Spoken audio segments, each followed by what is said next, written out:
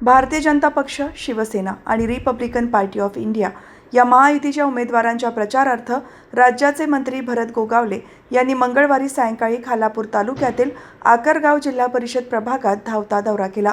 त्यांच्या या दौऱ्यामुळे महायुतीच्या कार्यकर्त्यांमध्ये मोठा उत्साह संचारल्याचे पाहायला मिळाले।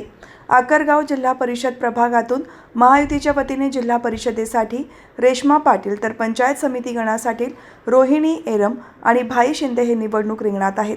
या तगड्या उमेदवारांच्या प्रचारार्थ मंत्री भरत गोगावले यांनी कार्यकर्त्यांच्या भेटीगाठी घेऊन त्यांचा उत्साह वाढवला।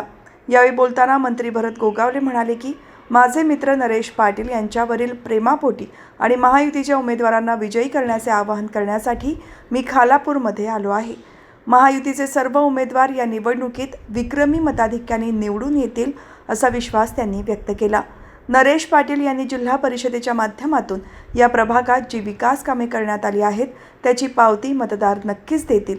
महायुतीचे तिन्ही उमेदवार भरघोस मतांनी विजयी होतील असा दावा त्यांनी केला। मंत्री भरत गोगावले यांच्या सहभागामुळे आकरगाव प्रभागातील प्रचारात मोठी रंगत आली असून महायुतीच्या बाजूने वातावरण निर्मिती झाली असल्याचे दिसून येत आहे।